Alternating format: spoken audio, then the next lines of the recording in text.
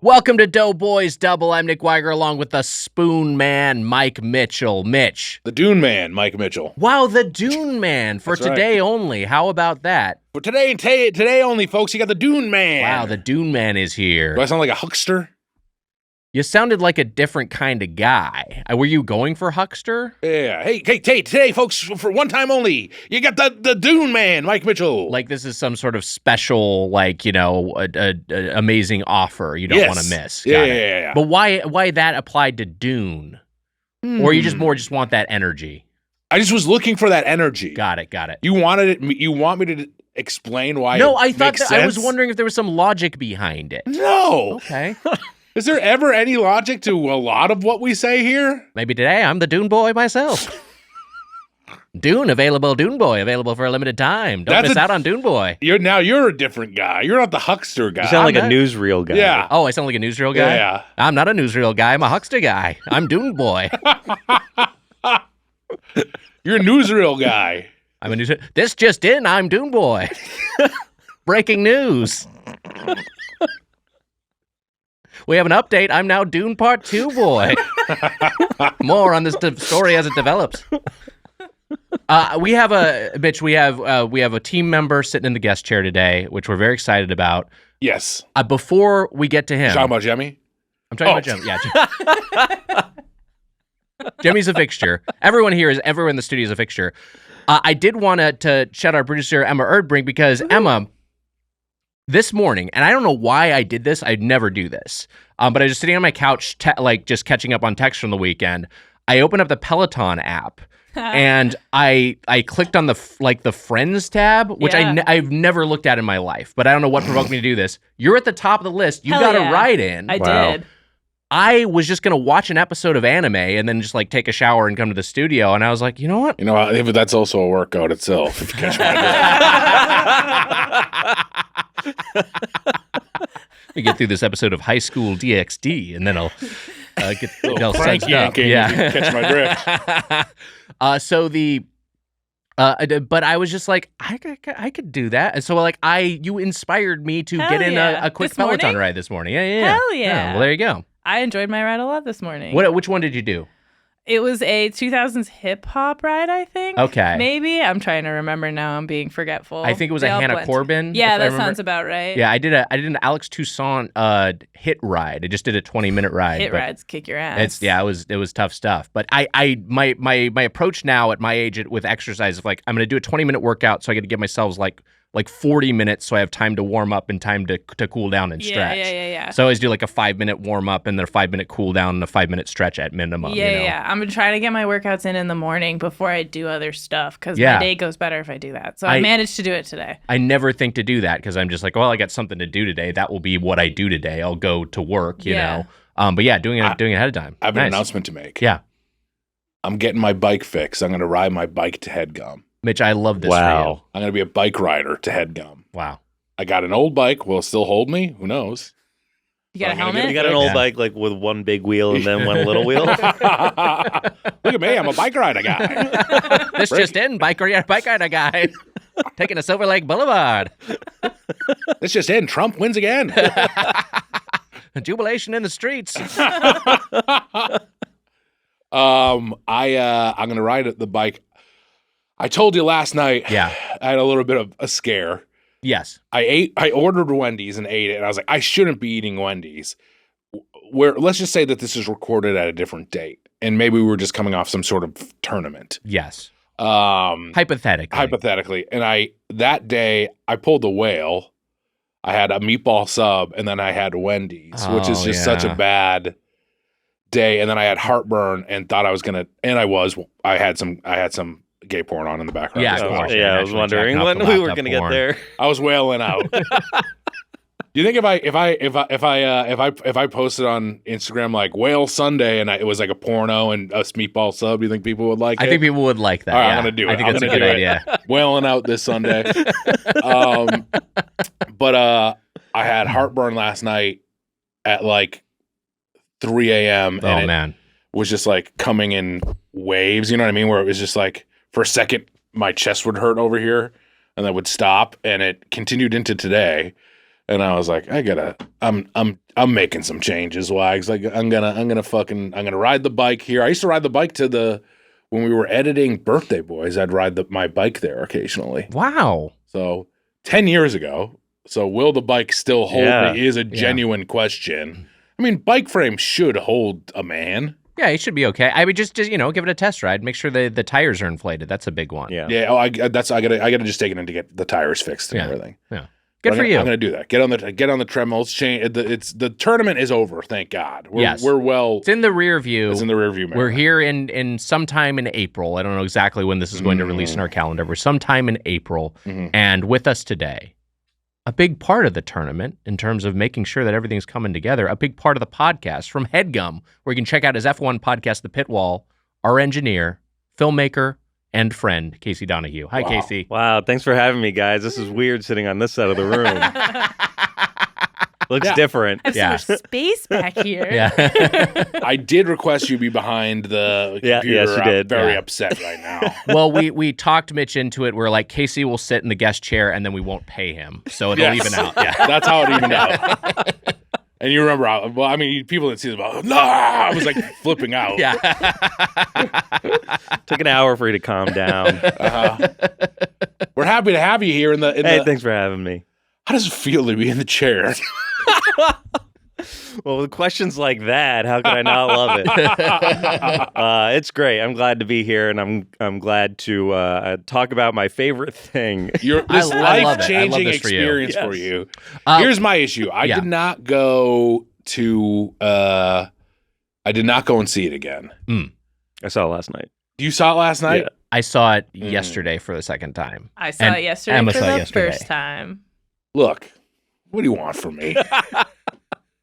Anniversary. My dad passed away 12 years ago. I didn't want to go to the fucking movie. Yeah, I didn't want to go. It's fine. You don't get defensive. You don't get defensive. It's okay. It's fine. We'll talk about it. I will say we'll get into it. I would be interested in your opinion if you saw it a second time. I do want to see it a second time, and so I was kind of upset that I didn't go into it, but I didn't want to do anything. Which I have to give these freaks some sort of excuse why. My dad died. But I will say this. I did see another movie in the meantime, which made me be like, yeah, Dune's not as bad as this movie I saw. I don't think it's bad. I think to me it was just okay in a lot of ways. Are you talking about Ghostbusters Afterlife? Yeah, I saw Ghostbusters Frozen Empire. Oh, Frozen Empire. Yeah, that's what it was. Sorry, how could I forget that Donkey Kong title? Donkey Kong. Sorry, Ghostbusters Frozen Empire. Funky Kong is in the movie. That sounds good. As a ghost? Let me tell you, some of the ghost stuff that goes on in the movie. The movie who is a complete ghost? Dog shit. Is Cranky Kong's wife, Wrinkly Kong. She is a ghost in Donkey Kong 64. She really is. And she was alive in Donkey Kong Country 3. Yeah. So she was just like killed off camera between entries, and there's no explanation. Yeah. It sounds like a great game could be made of solving the mystery of in between those games. I love this idea. Who killed Wrinkly Kong? Yeah. I shouldn't.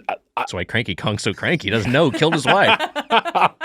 In fact, it's almost kind of our man. It's kind of rude to call him Cranky Kong for being yeah. upset about his wife's death. Kumail is in Frozen Empire. Does a great job. Yeah. But a lot of funny people. The in that movie is, and I love the Ghostbusters. The movie is just a bit of a mess. Yeah, Is that now? I feel like you're gonna have to edit it. We'll talk about it later. But the thing is like, if I'm in a big piece of shit, people tell me they hate the Tomorrow War. I don't give a shit. It's okay. It's okay to, I think, say you didn't like a movie. Yes. I think that is a reasonable thing to do, even if you know somebody involved. Yeah. And also, like, that people are sometimes a little bit worried about, maybe I'll work with Jason Reitman someday. I don't want to upset that, or whatever, So I tell them, like, I really didn't like Frozen Empire. I mean, exactly, what's wrong with that? But I mean, like, sometimes people are very delicate about talking about these things if they're in the industry. Yeah, and I understand that. I think it's what you're saying is completely reasonable. I think that I wouldn't. And that's the thing is that I wouldn't tell you if I didn't like a sketch of yours, but you would know because I probably wouldn't say anything to you about it. Right. Same with you to me. Yeah, you haven't said a lot about my sketches really in general. You know that I love the stupid fucking Gungan style. Gungan style does come up a lot. We all like Gungan style. I like all your sketches that end with brothers and sisters fucking each other. Some weird thread in your fucking sketches. Oh, interesting. The daughter's sucking her dad's dick. Okay.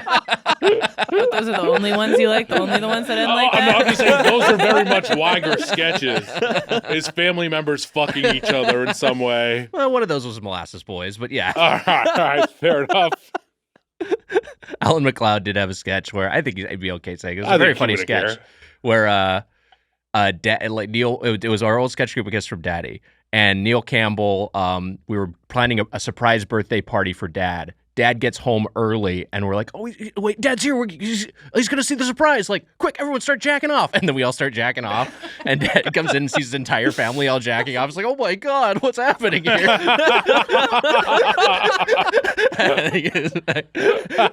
And then he'd keep checking in to go, and so it just kept heightening, and then eventually family members were fucking and sucking. Yeah, they were fucking and sucking each other. That's Alan McLeod's sketch. Yeah, it was an Alan sketch. Yeah, you thought that was a Weiger? I guess I would understand why you would think that was a Weiger. I mean, I feel like your sketches have had people fucking suck each other. Am I wrong in saying that? I think at a certain point, I got my face like pushed into a birthday cake while someone was fucking me. And you wrote that? I know I did not write that one. I did not write. Dear Lord. It's a good sketch. How long were you hard for after that one? Look,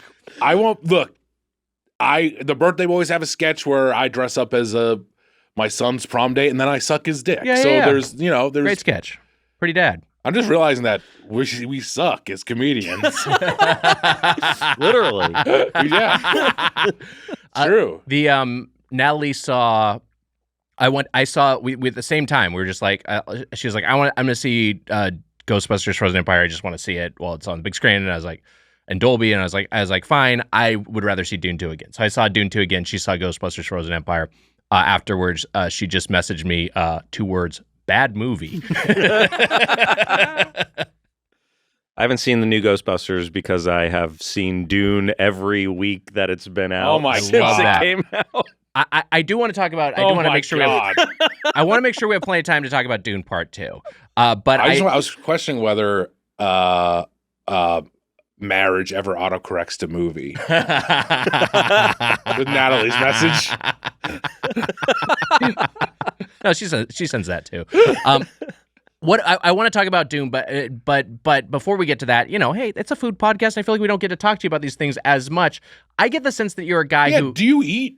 Yeah, do you like food? I have eaten pretty much every day of my life. Wow, okay. That's great. That's Yeah, good I'm a food guy. Humble brag. long streak going. What do you have? Like what are your general tastes in food? Like, because you strike me as someone who maybe eats healthy. Am I wrong about that?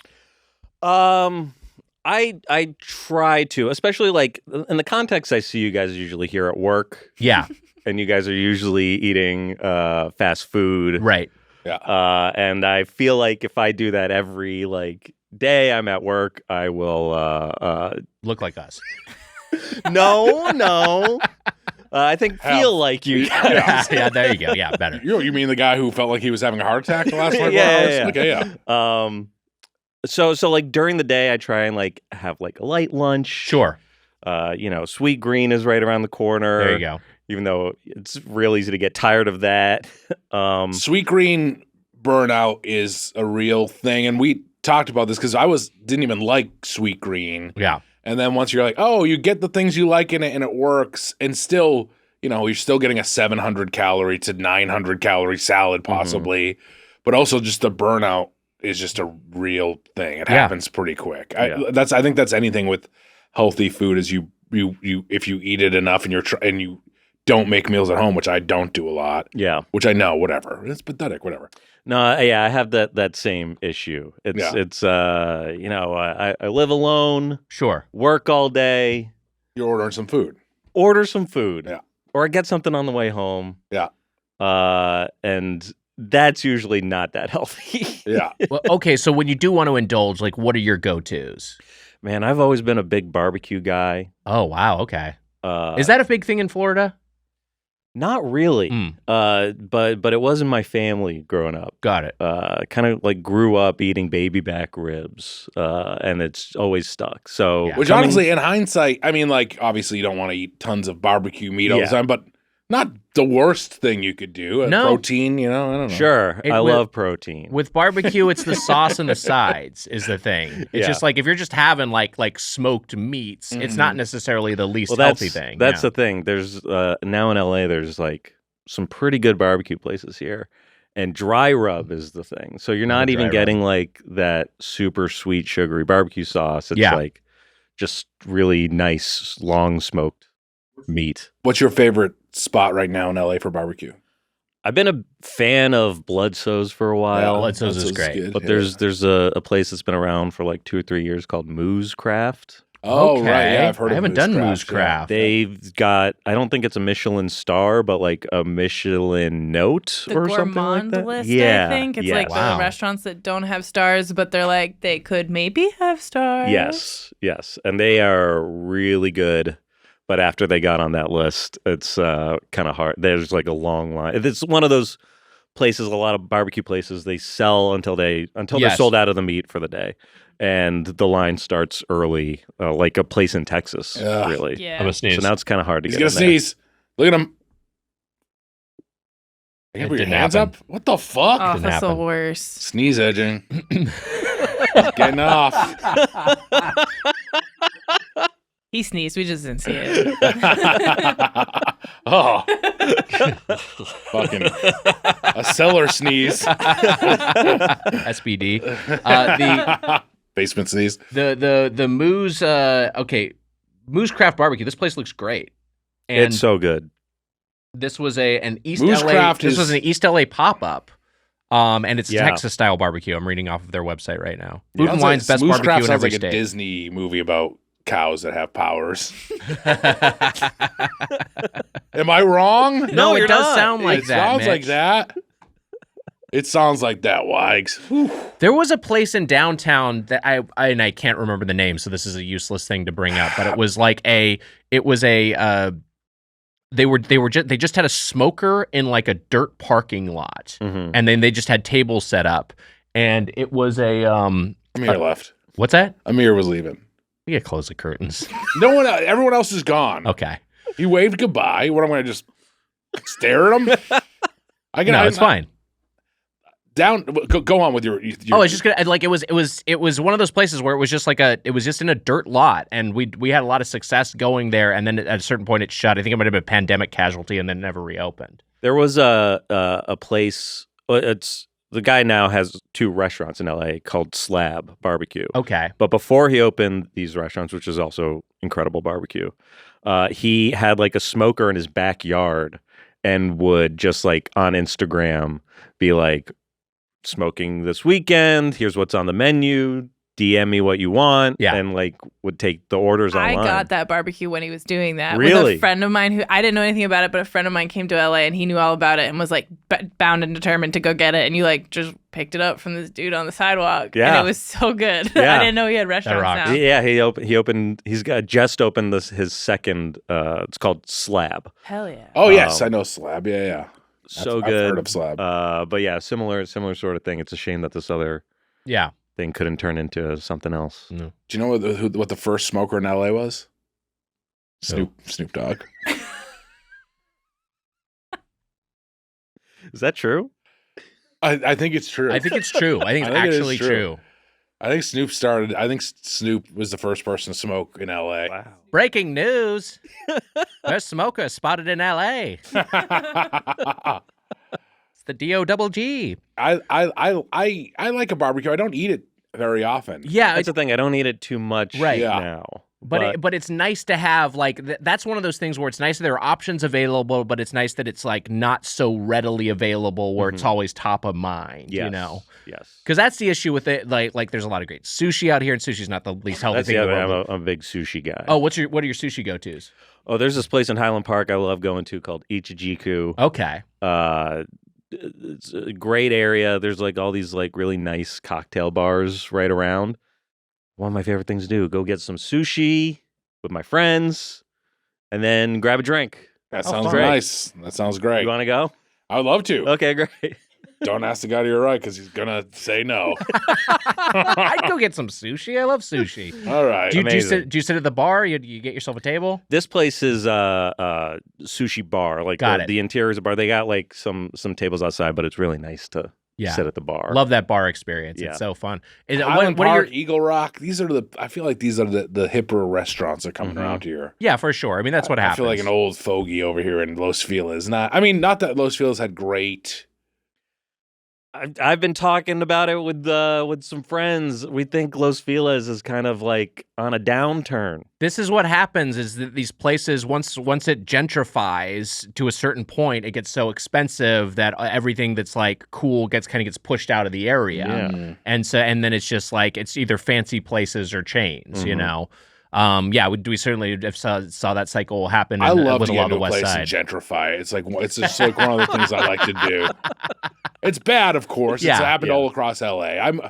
I moved to Los Feliz in 2010, which is maybe still slightly early in its gentrification process. Yeah, but they never really nailed. I feel like they were never like, this is like the best restaurant in Los. Yeah. There was never like a great restaurant. I mean, there are some good ones, but I feel like if you go more, I like make a point to go to this place, and there's never been a place in Los Feliz that I was like, we got to go to Mess Hall or something. like that. All Time is good, but Little Dom's is like a famous Los Feliz place, isn't yeah. it? Little Dom's there's fun. there's some institutions and stuff like that, but it's when you go east, it's better. Wags. Hey, you want to sit at a bar stool next to Jerry O'Connell? Go to Little Dom's. It's a cool experience. Hey, if you want to celebs hang out see there. John Hamm in there, that's where I used to see I also him. saw John Hamm in there. There were people from Quincy visiting, and I was like, let's go in here. John Hamm will be in here, and he was. Yeah. Also, Wags, I just want to say, that all that being said, we did get something from Atwater, Los Feliz. We sure did, and this is credit to Commissioner Susser for the suggestion. Okay. We were going to give, because my pitch was, we're talking sand, let's get sandwiches, and that was all I had. So I was like, what are some sandwich places? And Susser was like, there is a restaurant called Dune. You guys should go to Dune. And so we got lunch from Dune in advance of this Dune Part 2 episode. And Dune is like a Mediterranean concept, but they have some sandwiches there. And I honestly loved my sandwich. I thought it was terrific. I had a good sandwich as well. I should bring the menu up here. We had the same sandwich. We had, Mitch, you and I had the exact same order, which doesn't always happen. In fact, I think a lot of times, even if we want the same thing, we'll opt for different things just so we can both try different things, but especially for content. But here we're just like, we both want the same item. I weirdly got the sandwich last week, and I hadn't been to Dune in forever. And spelled the same way, by the way, Dune. It is. Did you go last week because you can't stop thinking about Dune? The sandwich we That's got going around. Yeah. Dune is having a lot more business because of this. You're not on the Doughboys text thread, which I'm just realizing now.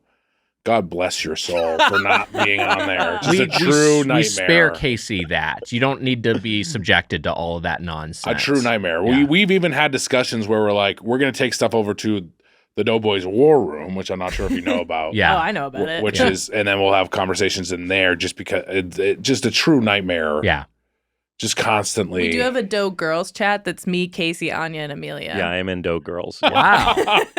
Hell yeah. I love that. Casey's a Doe girl. And they're always like, man, Weiger's being annoying. Man, Mitch is being annoying. Wait, how'd you get in the chat?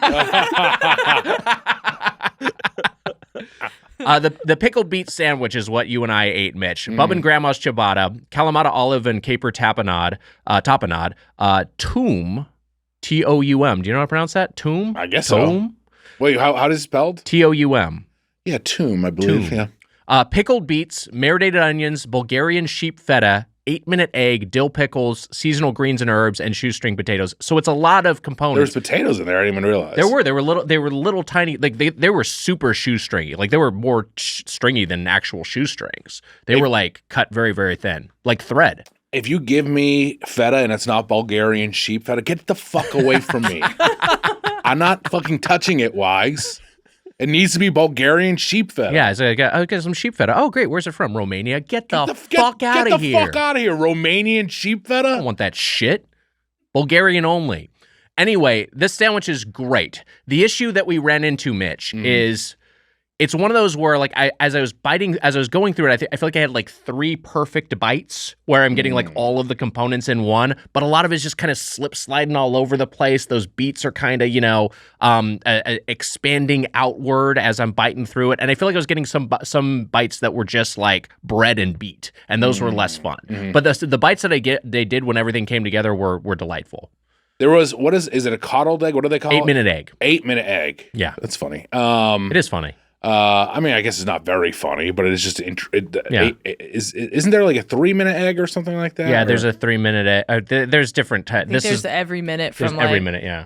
2 or 3 to 10. Yeah, I guess there are multiple minutes in a with time when you're talking time. There are multiple minutes. That's so true, man. Even more seconds. That's also true. So I guess you could go from 1 to infinity minutes if you wanted to. Yeah, you could. Infinity minute egg would be a little crazy. You'd never be ready. You'd be waiting there for a while. How many times I got to jack off before this egg's ready? Fucking worn down to a nub here. Sir, you ordered the 1-minute egg.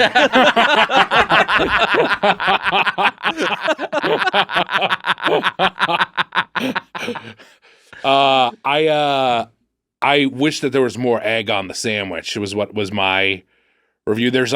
I think there's 2 8-minute eggs one on each side, maybe. Yes. And I just wish there was a little bit more because it's a great sandwich. I'm critiquing it. No, I think that's akin to what I was saying about it in general. But yeah, I think you've maybe drilled down that like if there's more egg on there, I'm getting more of those perfect bites where everything's proportioned in there correctly. Yeah. But yeah, it's so many components that it's just on the like it sounds like at a glance it'd be Unga Pachka, but it actually all fits together quite nicely. It's a really well done sandwich. Great I agree with you. The slip sliding, the sandwich is slip sliding away. It was it's a little slippery sandwich, but still good. Kind of a mess. The smoked brisket gyro is what you got, Casey. Yes. And as a barbecue dude, I mean that seems like it'd be in your wheelhouse. Popped right out on the menu for me. Wow. Seeing smoked brisket. I wanted to try it bad again. Thought I'd been having a heart attack for 24 hours, so decided against it. It looked really good, but your first note about it was that it had a floral. Slippery. Well, you were like it has hints of like you were like it was very floral. Yeah, floral. And I was like, I don't know how I feel about that. All the pickled ingredients had like this very fragrant taste to it. It felt very fresh and floral. Yeah. But then the brisket itself was like really nicely cut, very thin. Had like a nice pepper to it. So the flavors worked together well. But it was also very slippery. I was eating it with a fork and knife because otherwise I'd just be covered in whatever the sauce is that was in there. Covered in goop. I can read sauce. I can read off of the components here. It was might have been tum. Flatbread. This one does not have toom. It's I looked it up. It's toum. Toum. This one does not have toum. Thank you, Emma. House flatbread, pepper dry rubbed applewood smoked brisket, sumac onions, chopped pickled pepper, cabbage, and horseradish tzatziki. Emma, you got yourself a hummus plate. I did. It was just hummus and a bunch of different veggies up in there. It was delicious. Great. Oh, great. It's not pita bread there. What do they call it? Flatbread? Oh, yeah. It's really good. I enjoyed it a lot. Very fresh. Yeah. And Jemmy had a little bit we of... had to edit that out. That was not a sandwich, Wags. Yeah, no, that's a good point. Yeah. I was looking at this menu immediately after I got off of my Peloton, and most food sounded disgusting to me at that moment. I was like, I don't want to eat anything right now, so I guess just some hummus and bread sounds good. And Amelia got the pasture-raised lamb sandwich, which I think she was pretty happy with. Yeah, I think she thought it was okay. And offered a little bit of a lamb to Jemmy there. Yeah. Which I then saying, Jemmy had a little lamb. How did I fuck up? I know. How'd you bungle that? I was trying to toss you an alley-oop because it fucking crushed at the lunch counter. Jemmy had a little lamb. I think I started to say some. Some lamb. Jemmy had a little lamb. She did have a little lamb. She was lamb. happy. She loved it. I didn't know. Yeah, but you were keeping tracks of jokes during the fucking lunch meeting. That was a good one. I was trying to recreate it. Once I get on the big stage, I fucking fumble. No, you did great. Don't beat yourself up. You said all the words. Yeah. They all got out. Also, the kitchen's definitely bigger than this room. That's true. That's a good point. You could maybe not hear me fuck up in my corner. Amelia had a good one too afterwards. What'd she say? You forgot it already. I don't remember that one. Oh man, yeah. It was good, it was good. It was good. It was really good. Yeah. You fucked up. Yeah, You forgot I forgot what it was. You told me it was better than mine. I took over. I said they were like 1A, 1B. I thought they were both good jokes. I can't remember what Amelia's was. Interesting. So You can remember mine though. that's what I was gonna say. That's maybe a point for you. I want to say it was a Being competitive social with thing, Amelia. but I think that came later. Yeah, that was later. That was in here. Yeah, that was also This good. is also good that she said. Let's talk a bit a little bit. I'm gonna find out what the joke was. Okay. I'm texting you right now. Okay. Emma's also texting Dough Girls. Casey, I'm sorry, this sucks. I usually say, Casey, you can leave if you want.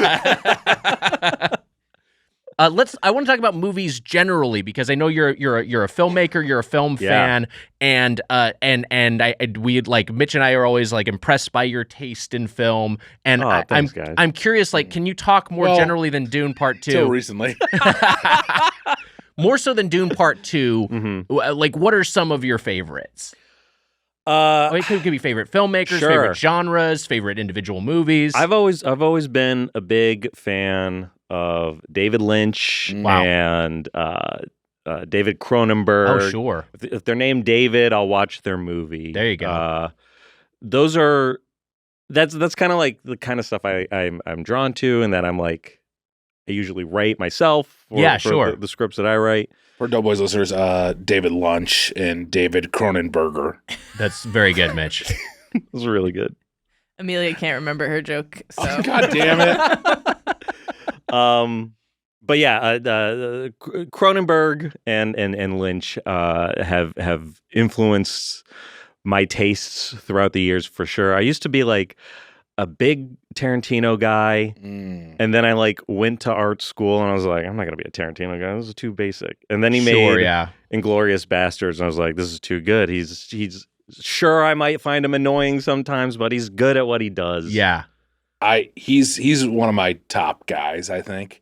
And also I was in film school before Kill Bill was coming out, and all the film majors were whistling the song from Kill Bill, and it was annoying. Yeah. Like Tarantino fandom is like annoying in some ways, I'm sure, but like he's undeniable to me. Once Upon a Time in Hollywood, I was like, oh, so he's now to me is he's one of the best ever. I think he's only gotten better. Yeah. Same with like Martin Scorsese. I think Right. Like, Killers of the Flower Moon. I think Great movie. it's fantastic. Watch that, and I was like, he it's crazy how I feel like he keeps getting better as a filmmaker. Yeah, that's because a lot of, I feel like it's more common as you see something like the Brian De Palma arc, where like the back end of his career is kind of like, maybe he's kind of lost it a little bit. Or... Yeah. Have you seen the De Palma, like, not documentary, but it's kind of like a commentary on his whole career? It's No. It's called De Palma. Okay. I'm pretty sure it was either produced or directed by Noah Baumbach. Oh, wow. And it's just like a long interview talking about every movie for like a few minutes. And it's really fun to like, if you like revisit or watch a De Palma movie for the first time, to then pull that up and like look what he says about That sounds the awesome. movie. And like all of his later stuff, he says in it, like, people only care about the movies that you make when you're in your 30s, 40s, and 50s. And then you're just kind of like doing it for yourself, and no one's really going to care what you're doing after 60. That's funny. And he kind of like doesn't have he doesn't have it anymore. And I don't think he's looking for it. Right, But like sure. Scorsese, the fact that I was so blown away by Killers of the Scorsese Flower to me Moon. is so funny. I mean, we've talked about this before, but I think he's underrated, which is crazy because he is considered one of the best directors of all time. But I do think that there's like a letterboxy thing with Scorsese that's like a little bit anti-Scorsese. It was like, and I think it's I was on Newcomers, and I was just saying this just today. Yeah. But I think there is a thing of he makes movies about terrible people all the time, and I think people associate that with him in some way. Yeah. And it's like, no, he's making a movie about. He's not condoning the things that these people in these movies are doing. It's one of the most basic things of engaging with art is like depiction is not endorsement. But a lot of people, I feel like, just process absolutely everything on the surface level, or it's just like that. I learned this from making internet videos of just like any layer of like subtext or irony is completely lost on a swath of the audience. Some people are just like, what are you talking? Like they just are taking it at face value. Yeah.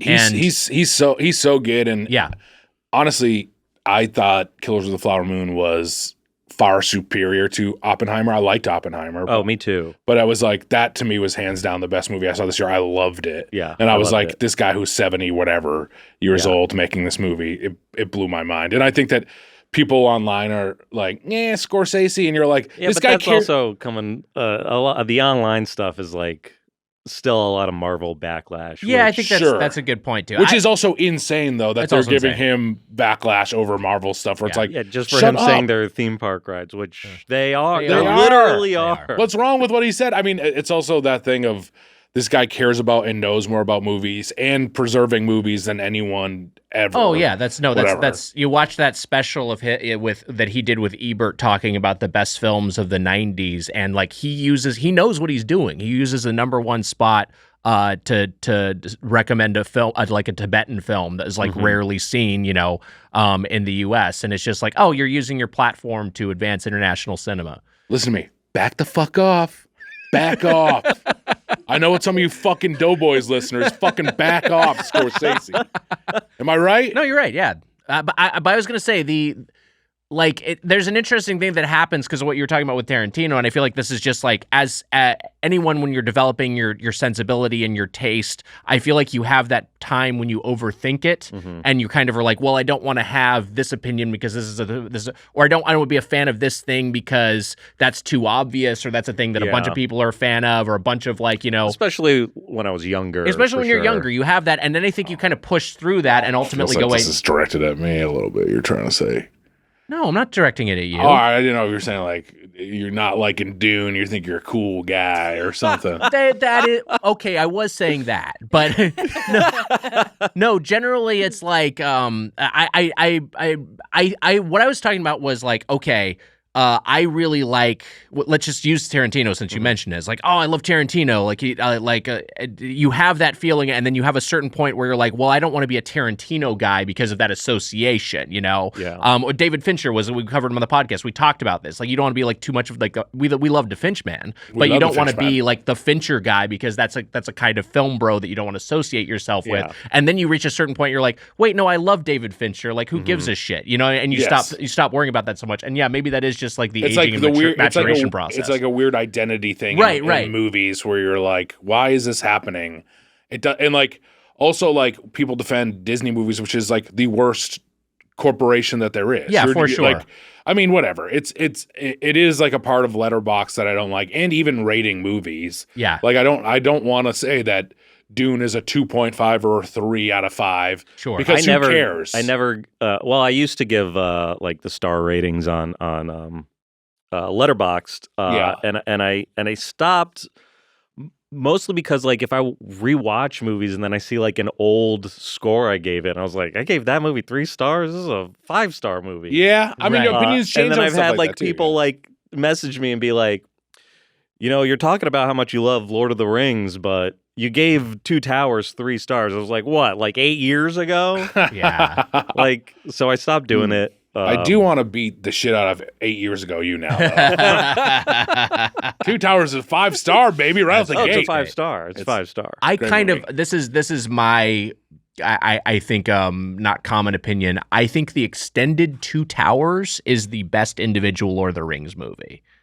I watch all of the extended Lord of the Rings movies every year. It's like that rocks. Kind of like a Christmas time thing I love to do. Two Towers is the best extended one. You're saying. Yeah, I think if you take the take into account the theatrical cuts and the extended cuts of all of the movies, I think the best individual film is Two Towers extended.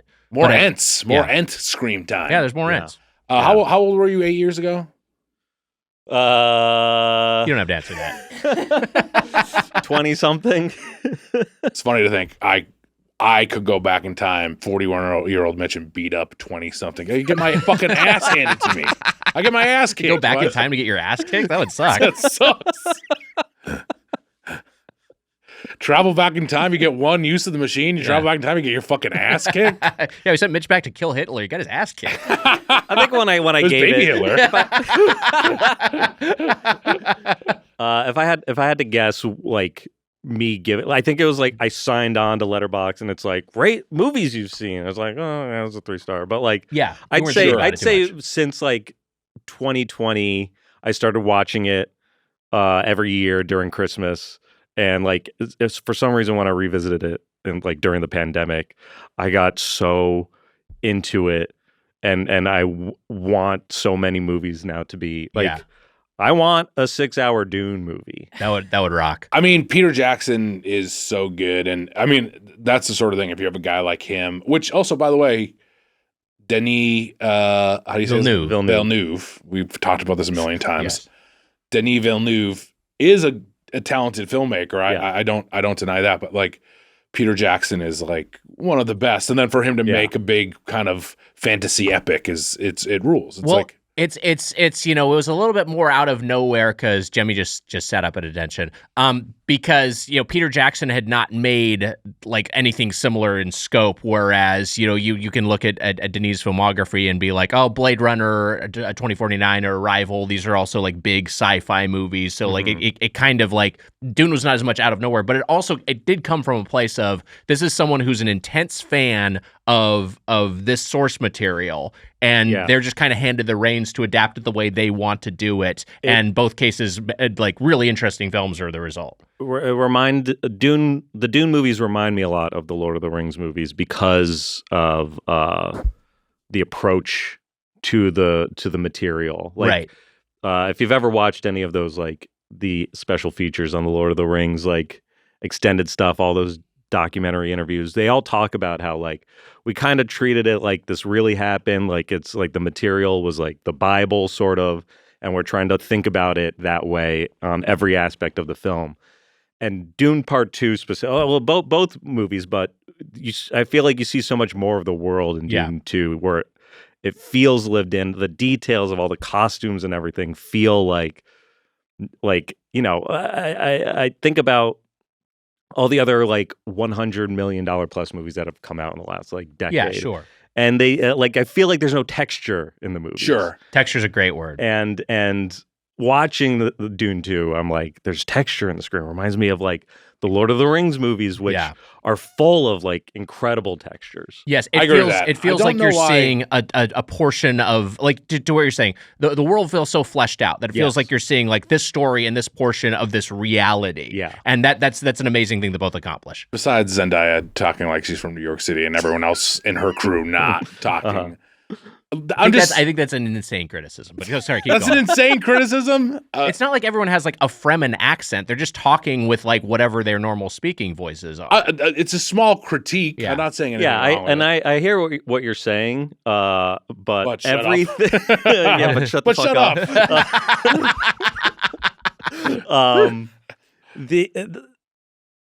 up. For me, like if enough things are like firing off full cylinder on a movie, if enough things are getting checked off for me that are working, if there's something like a little bit of a flat performance or like an accent or something, I think I just like whatever. She's extremely talented. I mean, like there are. Chalamet too is like an interesting choice for that character because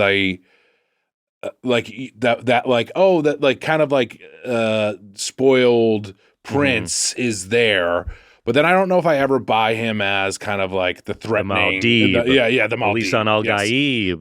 That's the side of it I don't know. Kwisatz Haderach.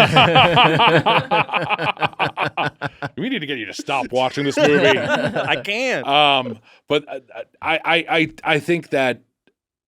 I think all these actors are talented. I'm not critiquing actors. I suck as an actor. I'm an actor. I stink. I stink up the joke. It's not true. Oh, go on.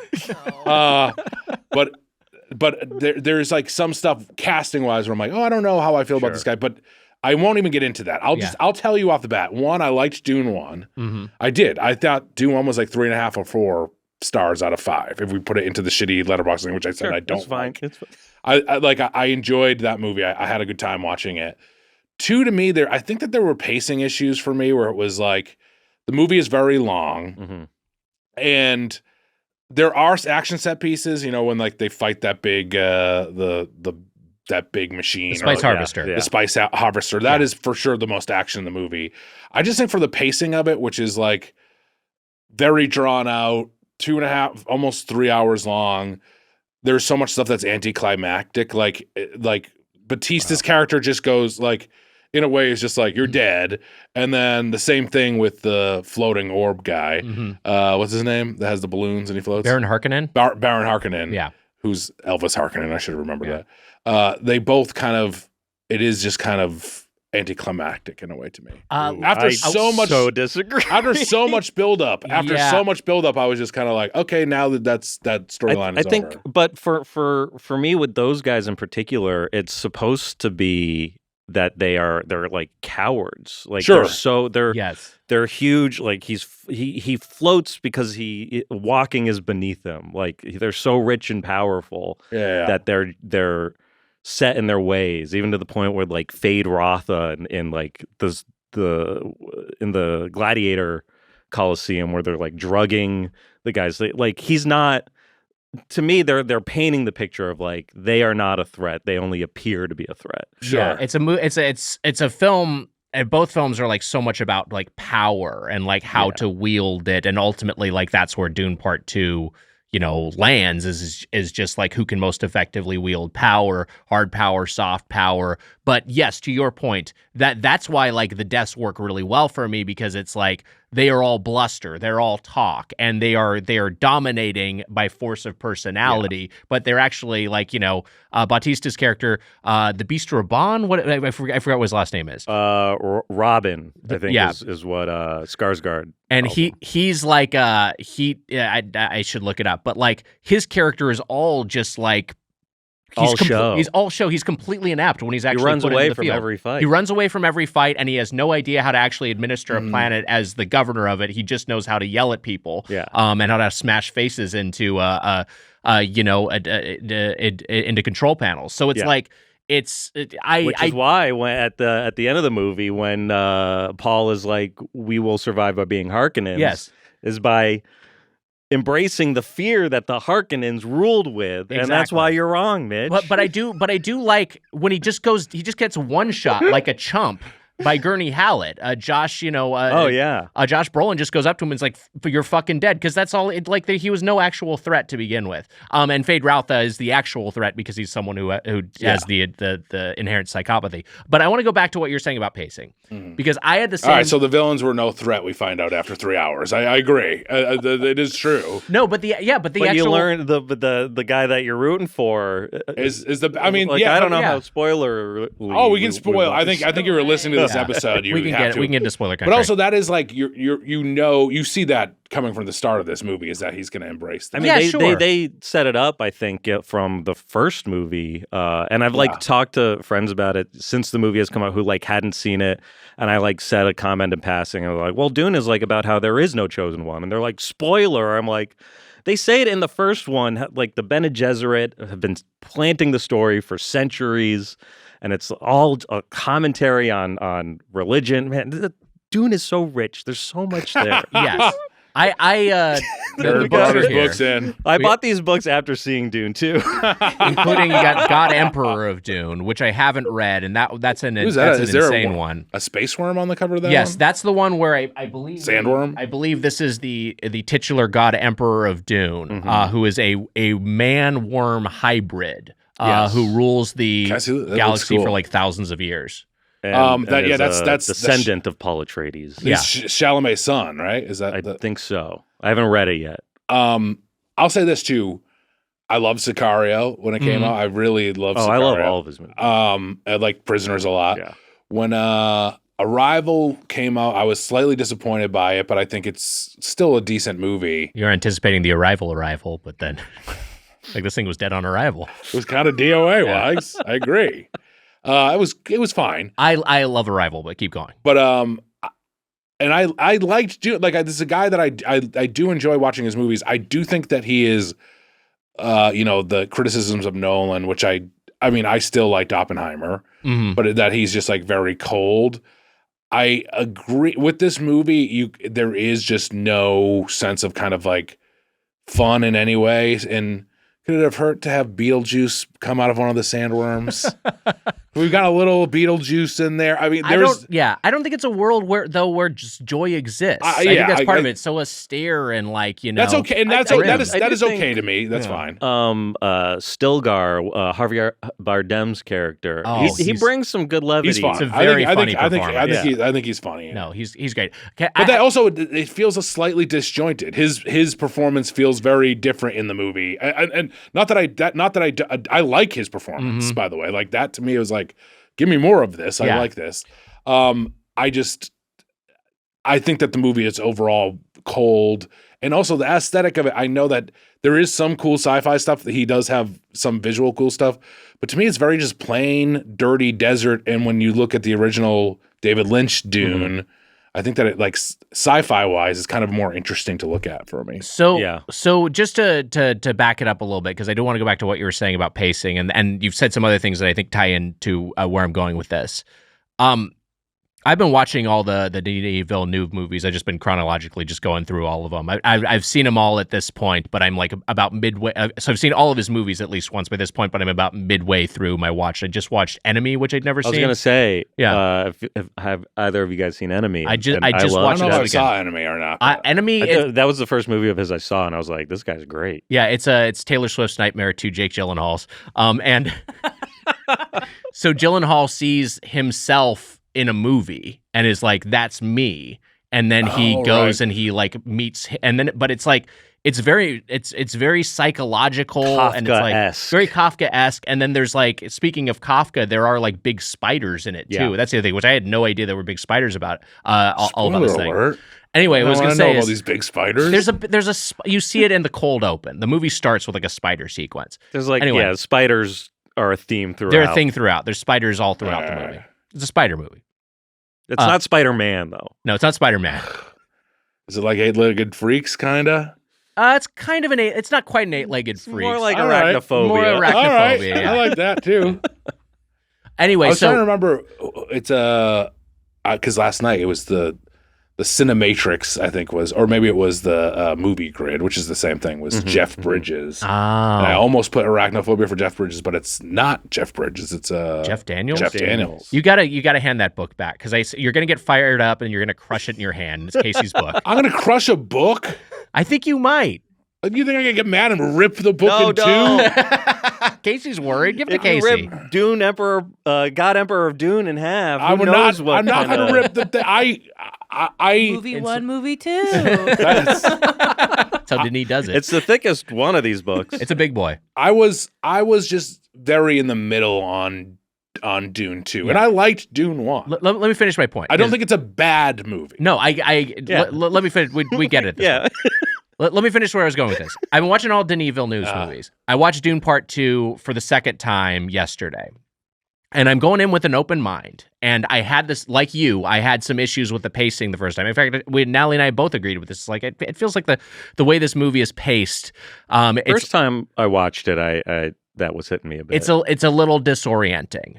The second viewing, I felt none of that. I felt like it was a smooth ride, and it was the kind of thing where I could imagine them being in the edit bay, and I see how they land on this cut, because it's like you're not being it's not a deluge of information the way the first one is, where you're trying to process everything and you're trying to keep it all in your brain. Learn the words. Exactly. There's so much just to like keep up with that it feels a little bit dizzying. Yeah. The second viewing, I was like, oh wait, no, this is smooth as butter. Having watched all of his movies, I've gone full Casey. I think Dune Part 2 is his best film. I think it's an absolute masterpiece. I was Lisan Al-Gaib.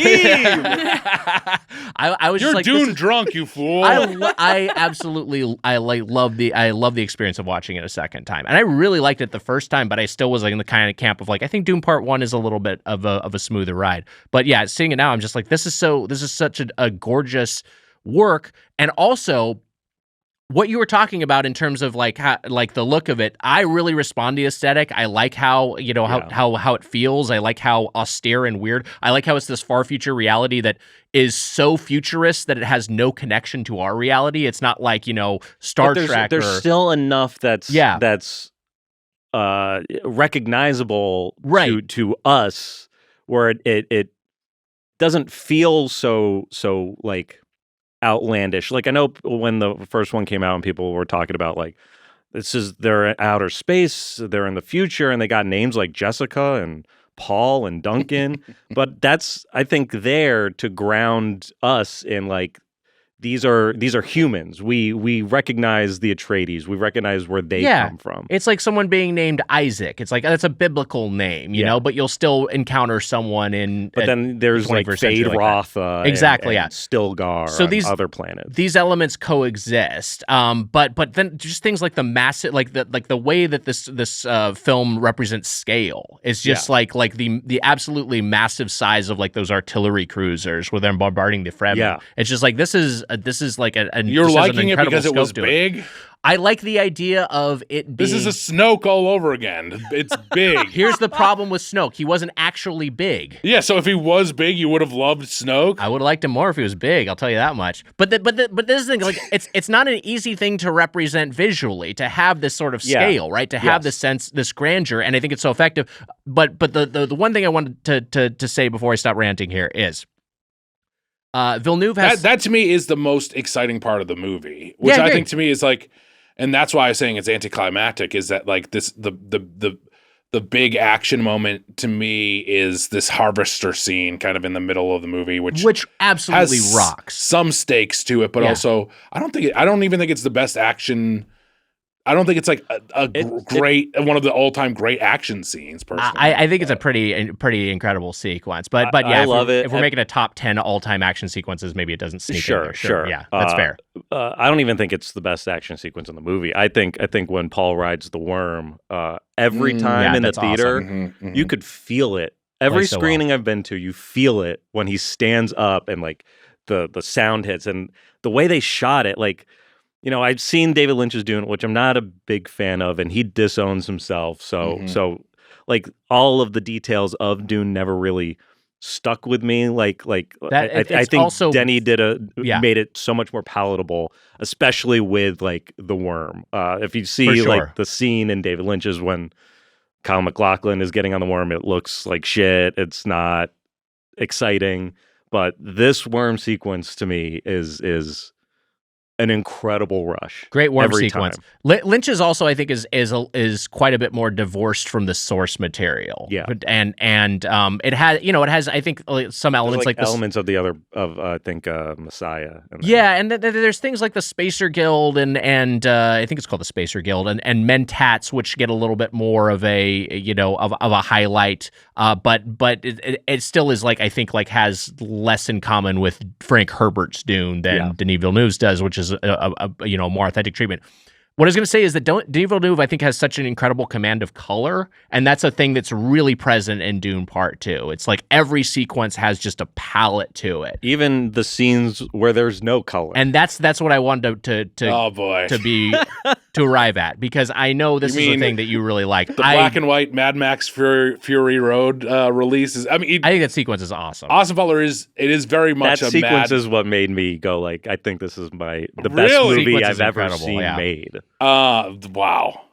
I don't agree on that, but that's fine. I respect your taste. Hey, look, I had never seen what's the Sorcerer. I'd never seen Sorcerer before. You loved it. I watched it. Great movie. I loved it. Yeah. It was great. It's okay to disagree on movies. Of course. That's what we're doing here. It's fine. I do think that Austin Butler I'm not saying this is his fault. I think he does a good job. I think he's fun to watch in the movie. It feels very much like a Fury Road, one of those Fury Road guys, doesn't he? Like the War Boys. The War Boys. And I love the War Boys. The War Boys are great. The War Boys are great. The black and white fight scene. But I would say because of Dune, and what I've heard from people who have read the books is it's pretty faithful to how it's depicted in the book. Like all the Harkonnens and their planet Getty Prime with like the Black Sun and how they look like that. So I would say the War Boys might have been pulled from Dune. Wow. Well, that's an interesting thing because the way like Dune has informed so much science fiction that's followed, and we're just getting this adaptation now, and like it's closing off in 2024. But like Game of Thrones, obviously fantasy, but that has the same sort of realpolitik. It's like very much about power, and that's the whole thing that drives it. Star Wars obviously is so pulled from Dune.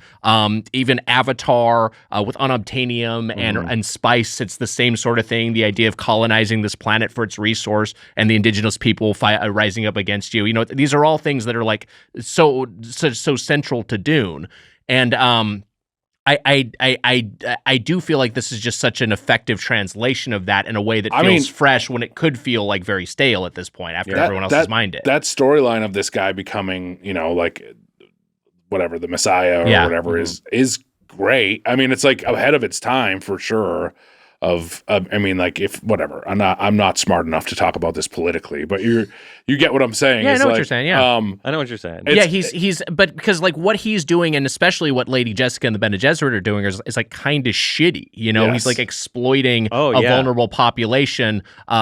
He's mad about it through both movies. Exactly. He's you're spreading your propaganda. Yeah, like it's taken root. There's a lot of Middle East politics, right? That Frank Herbert was basically writing about, right? Yeah, and that's stuff that's even I think more forward in my memory of reading the book. Why I'm not gonna tiptoe into any of that stuff. I'm not very good at talking about it. Yeah, but. I won't turn the conversation that way. But I did last night after seeing the movie, like look up like what was happening in the Middle East when he wrote the book, and it's still.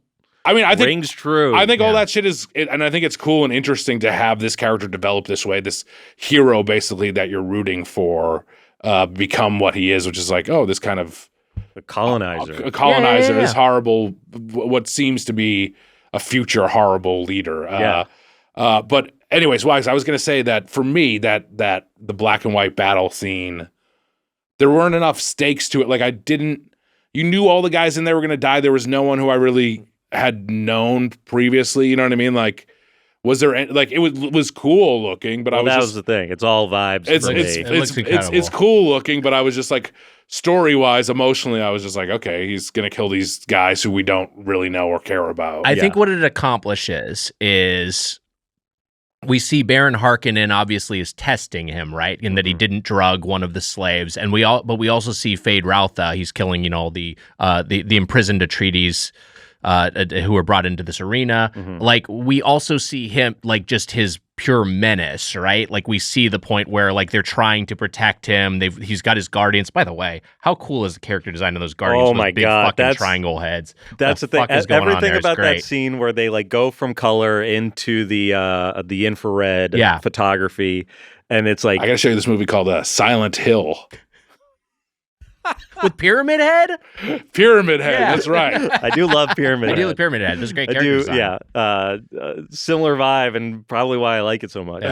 But the way, the pacing of that scene, where it feels like they're setting up like a new element of what like the scene is going to be on each shot, to the point where it's like he enters the arena, you see it's an arena, you see all these people that are all bald, everyone looks identical. And there's like looking out to a Doughboys audience. There's fucking old bald fat guys with no beautiful women. Wives. Yeah, he has some hot wives. Some hot wives. Some hot wiving. You know that some That's of after the show. Sorry, Casey, go on. See the Doughboys show, and then afterwards working a hot wife. Cool, man. Mitch Wire, can I get a picture? Also, would you mind fucking my wife really quick? It's okay, she's into it, and I'm also into it. Go on with your point. Sorry. No, well, it's when they get to the reveal of those guys being in the pit, and like you see their costumes, it all feels kind of like Cenobite to me, and I always love the look of the Cenobites. It also has Cenobites are cool. the Giger or Geiger feel to it, which I know was like he did like the original designs for if you guys have seen Jodorowsky's yeah. Great documentary. Is it Geiger like Weiger? I think it might be. No, I think it's Giger. It is Giger. Because I used to think it was Geiger like Weiger, but I think it is Giger. Giger like Uyghur. Yeah, like, yes. That guy was screwed up, man. Giger? He's twisted. That guy's crazy. Crazy. Guy's intense. Look, yeah. I want to say that, did I lean into it a little bit because it was fun? Yeah, because it was fun. I was having fun to shit on the movie. I do think that while I was in it, I was like, whew, this is dragging out. I was in Alamo Draft House. Their air conditioning was not working. Right. So it felt basically kind of like this room feels like now. Yeah. Our AC is working. Is it? It says it is. What does the temp say? 75? That's You hot gotta as turn hell. it down. It said 65 a minute ago. Yeah, you gotta. I'm usually the one manning the temperature. On the iPad back there. You gotta ride the Got it. the temp. Like wave. riding a sandboard. Like, yeah, much like Well, the I sandworm's didn't on get its to way, teach. okay? Well, Emma, you also saw this movie. Yes, I you had did. not seen it. I hadn't. I went and saw it yesterday specifically so that today would make sense to me. I had seen one. I had a great time. I went by myself to a 10:30 a.m. screening, so it's just me and a bunch of people I don't know. Can I at ask you a 10:30. question? Yeah, Was it a wake and bake? I did wake and bake before I went. Yeah. Absolutely. Or I should say I smoked a little joint around the Americana before I went in, but Perfect. I mean that just makes it better. I think Sure. everything Sure. feels more colorful. I will say when he was standing up on the worm, what Casey said, my whole body had goosebumps, and I was like, and I could like feel everyone around me like in the same vibe, like you said, like the whole theater could like it's could happened feel in every. Your AC was screening. working in your theater. it. The AC was working in my theater. It really was. Are you sure you weren't in like a 40X theater where they were trying to make it feel like you were on Arrakis? Yeah, they did shoot sand into my face constantly. So look, a hot theater not going to help. Yeah, sure. Though it should help in the like you're saying in the put you Dune, in the space. put you in the puts you in the world. Bed. I thought just that it was it was long, like I've said before, but then also the pacing of it just wasn't great for me. And there are nuggets of stuff that I think are fun. I just nothing that blew me away. Nothing I hadn't seen before. I feel like I've seen stuff like that in other movies. There was nothing that was extremely new to me, I guess. Alamo's not IMAX, right? What's that? Alamos doesn't It's have not- IMAX, it's not right? IMAX, Because I no. didn't see it in IMAX yet either, and I am gonna go back. Yeah, and do we're- that. Yeah, I We're should gonna go see see it. I IMAX. should see it in IMAX. I should. The thing is, and then I've made a point of every time I've gone to see the movie is to see the 70 millimeter film projection of it. I don't know what the digital version of the movie looks like. Yeah. And there, and you know, is it nitpicky? Look, I'm a movie guy. Sure. I all I do is look at screens all day long. Yeah. And you know, there's something about light passing through a physical object to then get to the screen, which is what the film does. And go on. Fucking nerd. Yeah. By the way, Zig, I'm looking at screens all day. Like a lot of that is like looking at a one shot of you and a one shot of me. I thought the burger tasted good. No wonder why you go see Dune 2 is the best shit you've ever seen. You're watching us all day. Recording Doughboys all day. And I was like, I gotta go watch something on film. But there's definitely like scenes. Our episodes are as long as Dune 2. It just sucks. You guys don't ride a single worm in any episode. We have little worms. I ride that thing sometimes. Talking about your hog? Yeah. You ride your ride own it? hog? You're talking. Yes. My hand rides it. Sure. I hand ride my worm, don't you? You don't? I hand ride my Maybe worm. he hand Yeah, rides hand his ride my worm. worm. Hey. Hans Zimmer score kicks in.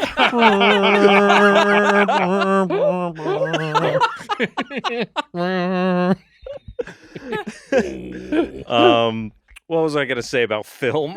You're watching a 70 millimeter. You're a Well, film yeah, guy. I've seen it. I've seen it on film every time. Partly because anytime I watch Dune after it's out of theaters, it'll be the digital version of the Right. film.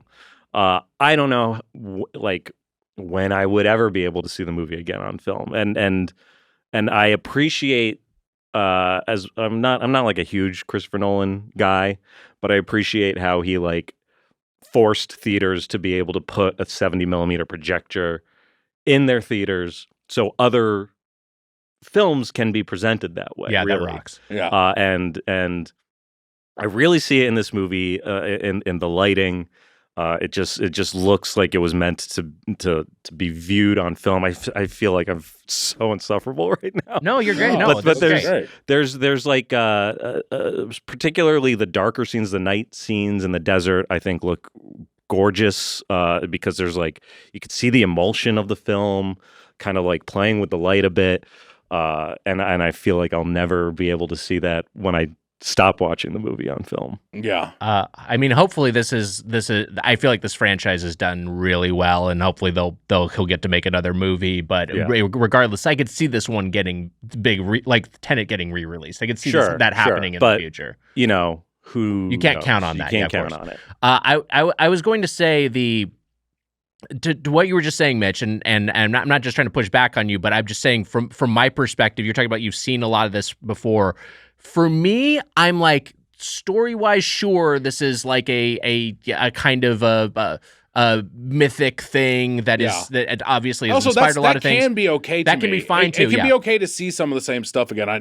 Right. That's not completely what it is. It was like, to me, not anything new and exciting, I guess. Well, here's what I was going to say. Purely from what you were seeing, from a visual standpoint, I feel like both these films just have consistent visual invention. And I feel like I'm seeing like you know, the Bene Gesserit wardrobes, or they look incredible. They look so incredible. Or like, you know, I was talking about the ship designs. Like that's a thing where just like you keep seeing so many different kinds of vehicles that are just like the thing about the vehicles in the Dune movies to me is I look at them and I can almost like understand how they all work. Yes. But when I watch like, you know, like Black Panther or something, and they're like, and we use the vibranium to make these new weapons, and it's just like metallic goop, really, with like laser beams shooting out. But I'm like, I look at the sand shooter upper thing. What is it called? The harvester. The spice harvester.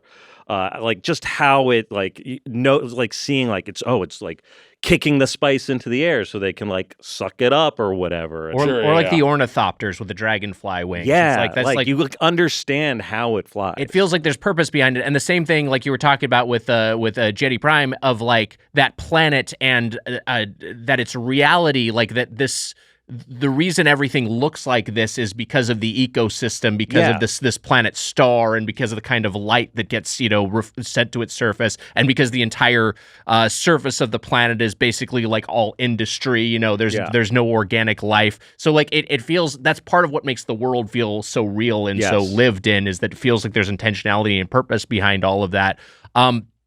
So I'm always feeling like. Or the other thing, like the interiors of even the same thing, the Harkonnen environments, all those interiors. The whole like half hour or like 40 minutes that they take away from Arrakis, and then we're just on like Getty Prime. Yeah. I think my favorite part of the movie is everything that happens, because I love the look of it. My favorite shot in the movie is a bunch of bald men standing outside of Baron Harkonnen's like bathtub room, oil tub room, and they're just like listening to him like kill his servants, and it's just like they're all standing in different directions, they're all dressed identical, they're all bald, and like Robin is like standing at the door, terrified to go in and talk to him. It's like it's just one shot, and it's like every just slice his neck very easily. He'll die. Yeah, that's all you gotta do. That's the thing. Yeah, that's the thing about him. It's like all that power in that room didn't exist, I guess. Is that? Well, that's part of the whole thing. Yeah, to me, that's what Dune is all about. Is the paper tiger. Paul says it when he reconnects with Gertie, where he's like, our resources are limited. Fear is all we have. Right. And it's like basically like what the Harkonnens do. They operate on fear. We have to make people fear us. How was he so good at killing all those other guys at that one point, though? How was he so good at it? What are you talking about? Who are you talking about? When he killed all those guys in the room, he was really good at it. When he killed all the guys. Which guy? So what are you talking about? And that the throne room scene there, when the door closes, And doesn't he kill a bunch of doesn't he? You mean in this movie or the previous one? There's the I mean, like, I don't think he's like completely inept, but I think like he's like I think when Wait, confronted, are you talking? I'm trying to figure out what scene you're talking. I'm trying to figure it out too. Look, should I have like done... when they like attack? I mean, like he is scary for a reason. He does kill people. Well, and he's also he does kill people, and they slaughter their whole family. And he's willing to use his military to get they to his only aims. were able to do it because the Atreides family, but the doctor like betrayed them, like turned down the shields. I know all these details because I watched Dune Part 1 a bunch of times to also because like I think about these things where like I'll watch a movie and if I have like, oh, I don't know if that really stuck with me. I don't remember why did they do that, and then the more I watch it, the more like just little moments. There's in Dune Part 1 like with the doctor, and it's like it seems if you're watching it once for the first time and you just see him walk into a room, you don't know what that room is he's walking into, but once you understand he's going to like deactivate the shields and allow like an overnight sort of invasion to happen. Right, because it's also a surprise attack, and nothing about it is honorable, but it also doesn't, and the Emperor betrayed them is the other thing, but like it doesn't fucking matter because the Duke Leto Atreides is still fucking dead, you know what I mean? And that's the whole thing. It's just, and that's what it is, the way that the end game of this film, where he ultimately, Paul ultimately is like, abandoning his actual love for the political marriage of convenience that's going to center power with the treaties is like that's just kind of what the whole movie is about. Is like he ultimately his only ideal is advancement of his own power. And so but you see the same sort of thing there. Batista I think that shit is interesting. Intimidating in the first one. Yeah, he is. Yeah. Oh yeah, and then the second one he just is kind of gets. They all kind of get just murdered. He gets cucked a little bit. Look. I saw this movie on opening night, so it wasn't like a thing where I like was like, everyone likes this and I don't like it. That's not. No one thinks you're having an opinion. I get accused of that sometimes that I'm trying to be contrarian. I didn't even know when people were like going crazy over it, I was surprised because I was like, I was surprised too. Because usually if I like really like something, it's not gonna like resonate with like the general public. Yeah. But this movie this past month to me has felt what I imagine it was like when the first Star Wars movie came out. Oh, Mamma Mia.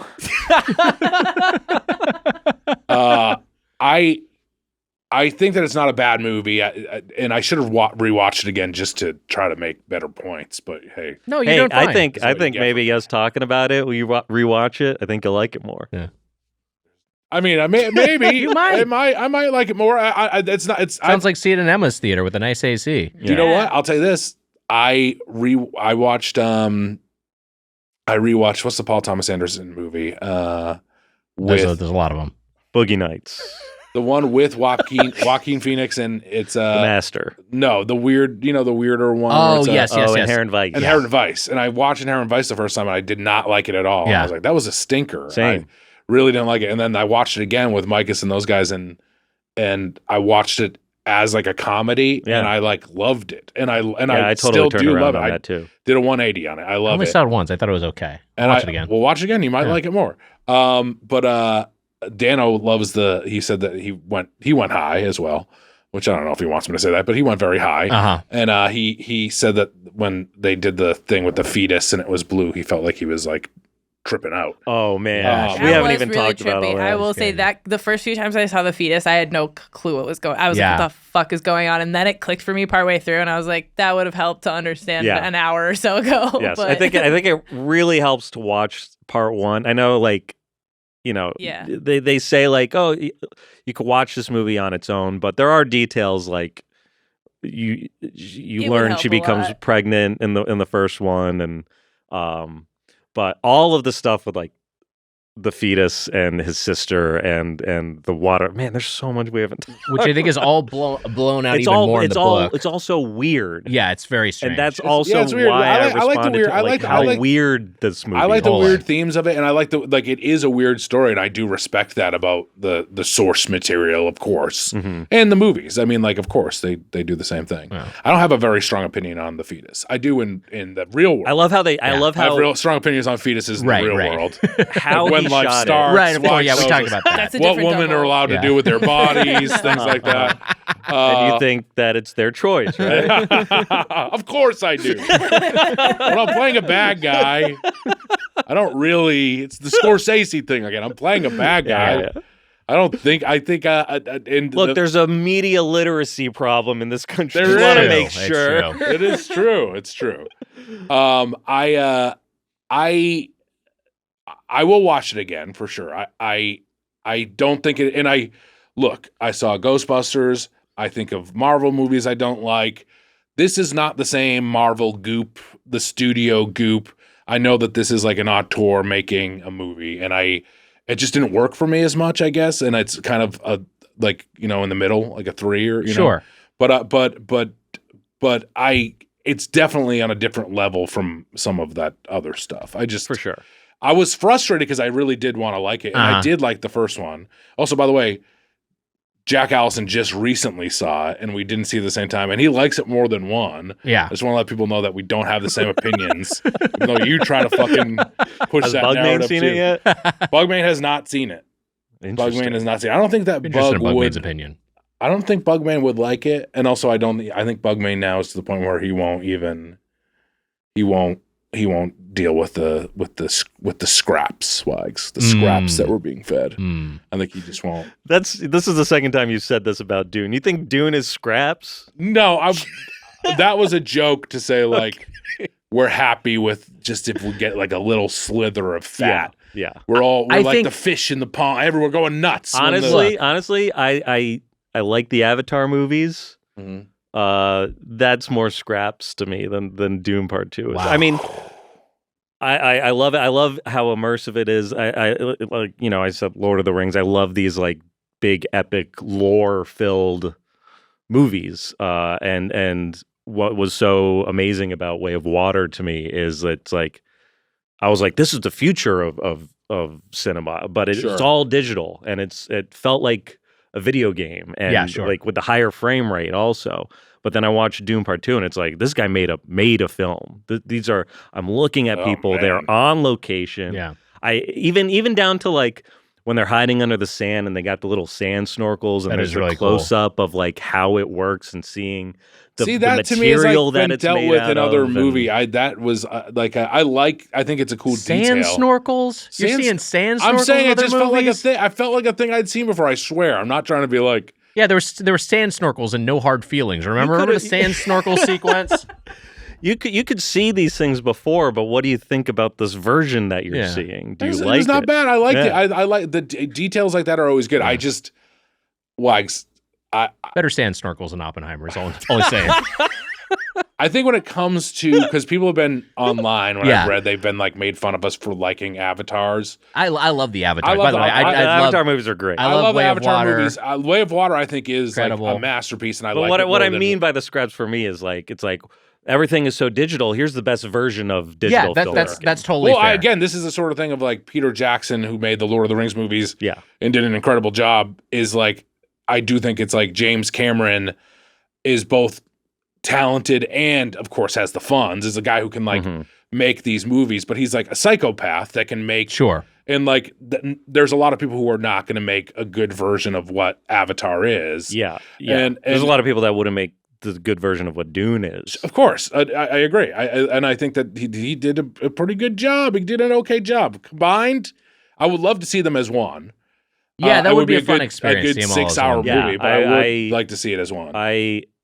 If they don't release an edit, They gotta. I'll make one myself for my own viewing pleasure. They'll watch that. release Yeah. it. They'll be release rad. it as. I hope right? so.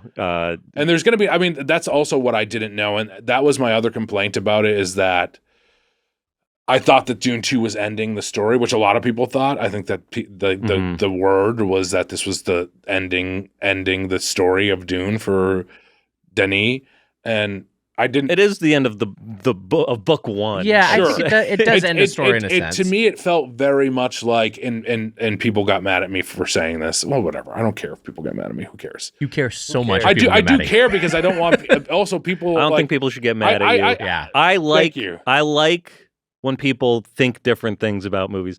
There you go. I went last year. I went and saw Priscilla, and I loved it. And there were 4 guys sitting in front of me. As soon as the movie ended, they started ripping on it, how much they hated it. And that, to me, is so fascinating how we sat there in the same room watching the same thing and had totally different feelings about what we're looking at. They seemed like jackasses, but I love Priscilla. But I appreciate that, like, that's the fascinating thing about people to me is we watch one thing, we all watch one thing and feel different things about it. I agree. And look, there's nothing wrong with I think I care when people are like, Mitch is bad. He's a bad man. I don't like him because I'm like, what are you doing? Which there was literally Mitch a is post. not a bad man. There was literally a post that was like that. And I know that it's small. It's weird. They said you were a bad man. There was one guy who was like, there was a big post and no one liked it. Like, you know what I mean? But what? They're just saying you're bad. You're like a bad guy. There was you're a bad person. Yeah, there was like he's like destroyed this thing that he made me love. There was a post like that. Yeah, there was. I'll send it to you. Confusing. It was weird. But don't look at that stuff. I know. You shouldn't look at it. It's a very small Thank number. You, Emma. It's a very small number of people. It doesn't matter. But a point I made about Dune, and I do kind of think it's true, is that this feels very much like a middle piece of a movie to me. It doesn't like Two Towers is why I bought the books. I gotta know what happens next. Well, this is the thing: is Two Towers feels so satisfying to me, and people are like, "He loves Star Wars," and I do, but like, you know, like Empire Strikes Back and Two Towers feel like complete movies. I know that there's more to come with both of those movies. This felt like a segment. It felt like it didn't feel like a complete part to me, and that's just how I felt when I was watching it. It one felt more like it wrapped up and it was a full movie, and we're gonna see what happens next in the adventures. This felt like a middle piece that didn't feel like it had a beginning, middle, and end. Even though, of course, there's an end. He kills Austin Butler, but and you know, and Zendaya walks away or whatever. But I just it was the feeling of me of being kind of like middle. This is where I don't understand, because to me it's like so full and like it's all Paul's arc in this movie is so fascinating. How he is fighting against this the prophecy, which he knows is fake. Which is also like that's the thing about Dune that separates it from Star Wars and like Game of Thrones and everything. Like, I love the political drama of the Dune world, which is like it like pulls the best parts of Game of Thrones. But none of them I haven't really seen anything that has this approach to religion like I have seen in Dune, where they're like presenting this idea of what if this thing that everyone has believed in for centuries was fabricated, was purposely put there. And I realized last night watching Dune for the fourth time, the Bene Gesserit seemingly have Lisan al-Gaibs all over the universe. Like, that's just their plan for Arrakis. If that is who the bloodlines that they're, they with Fade Rotha, the what's her name, Leia Sedu's character, they're planning for like other planets and other directions that they could take their religion. But the fact that they're so upfront in the story about like, we made this up. We told the Fremen that this is coming, and how Jessica is like the whole using the voice to make sure the things that are in the prophecy happen by like making like Shawnee, do the water of life for Paul, and Paul is fighting it this entire time, knowing that it's fake, and he only does it because he's like, this is the only way I'm going to be able to get my revenge. Yeah, and I don't know if it, how much of it it's supposed to be a purposeful like Vatican analog, and how much of that is from Frank Herbert's, how feels he came pulled up with it. From a lot of religions. Just the idea of like there's this non-governmental entity, but that wields this immense power. It's just like they also are completely amoral, and that's another fascinating thing about it. Of just like they're just looking for self-advancement. They actually don't care. they even say it at a certain point. There are no sides. Yeah. What they've been working for centuries is ultimate absolute power. Right. For me, I think maybe part of the reason that it doesn't feel like a full is maybe some of those pacing issues. And there's some stuff with Zendaya and Chalamet where you just see that arc, they play that arc out for so long that like at the end when he's turning away from her, you're like, yeah, we know. I mean, we've known for so long. You know what I mean? It's just, it's so slow played where maybe just for, entertainment for the movie wise, it would have been better to see him make this harder turn and have her walk away. You know what I mean? Wait, what do you mean? You think it was telegraphed that he's going to? Yeah. Oh, interesting. I wonder if that you might have just gotten ahead of the movie because I wonder if that plays that way for everybody. I don't know. I think it is kind of telegraphed, but again, I think it's on purpose the way that it could be. Say and in that the first is movie where it's like where he's like you're planning this spreading the Bene Gesserit propaganda, and she like corrects him, being like, we're setting a path. That's what we're doing. Yeah, those ideas are interesting to me. I mean, like the idea of like slow playing that, and then it's like, oh yeah, that's how things usually end in real life, and also like this idea of like. The enemy is, we defeated them easily. Like all these things that are kind of interesting. Just like with prequels where the idea of like this weird diplomatic dispute is interesting. You know what I mean? Sure. But like, yeah, it doesn't mean that there's no issues. Which, by the way, I have issues with the prequels. I say that I like them, and I do say that I like them. I like them too. And I do, but I do have issues with them. Attack of the Clones kind of drags. Attack of the Clones is... There was a time where I actually then thought Attack of the Clones was my favorite, and I've gone back around on it. Where 3, I think, is Revenge of the Sith is probably the best. I think it's the best one. I think Attack of the Clones might actually be the weakest, but they've all got stuff that I like one a lot works. too, honestly. Yeah, Phantom Menace is good. Anyways, that pod race can't be that pod race. Now this is pod racing. The pod race is great. That's an auteur making his movie, and there's a lot of great parts in it. And I think. Do I like episode 1 more than Dune 2? Yes, I do. And I don't think that that's that crazy but I also think that Dune 2 isn't a bad movie. Sure. Did I call it bad before? Yeah, probably. I don't give a shit. But I don't think it's a bad movie. I just think it doesn't completely work for me. Yeah, I'd be. I think that hey, Casey's being very gracious about this. I think I'm seething inside. No, I'm no. not. I mean, like, I feel like that's kind of your general disposition. I feel like you're not that you're a person who doesn't ever get pissed off, but I don't feel like it's a thing we see. You seem like a guy who's pretty easygoing. I don't like getting pissed off about movies. I like. I never see you pissed off until we roll into like the 6th hour of the Doughboys day, which also by that point I'm pretty pissed off too. Get us the fuck out of here. Which are we almost on the fucking 6th hour? I know Emma does have a call in like 20 minutes, 4:30. But I do have about 40 other notes. You know what? Let's give you a note run. I want to hear it. I moved my call. Do them all. Okay, good. No, time out. No. I want to go home. We talked about. I only moved it 30 minutes. So. No, we've actually talked about a lot of the stuff. Well, Wags, where do you can review your notes and then we can get some final thoughts on it. But Wags, where do you land on it? Because it's interesting to me to hear like. I think that you liked it, but you liked the first one more the first time you saw it.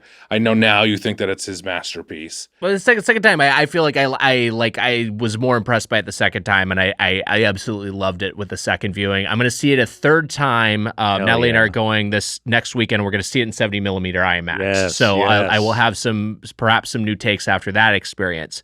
But yeah, the main issues I had with it was pacing, and I think just watching it a second time and knowing everything that was coming, I was able to just like understand it on its own terms a little bit more. But I just like a big part of it is also like, and this is maybe reductionist and dumb, but I just approach movies so often as like it's a thing you look at and listen to. Mm-hmm. And this movie looks incredible, and the scoring and the sound design are so great that I'm just like I really just appreciate so much of it on that level. It's an incredible sounding movie. It sounds amazing. I usually think movies are too loud in theaters. Like it hurts my ears because I have sensitive ears, and I didn't care with this movie. I thoroughly enjoyed my vibrating seat. Did you develop sensitive ears from having to work on Doughboys? Yeah, mostly that. It didn't used to be this way, and now it's constant. constant. I can't can't listen to it. I think a switch has gone off on you where you were more critical of movies, and I think you're along for the ride now. I think that's fair to say. I think that's probably true to a certain degree. I mean, because this is the other thing. Like you were talking about Scorsese earlier. The other old master who made a new and top tier work last year was Miyazaki,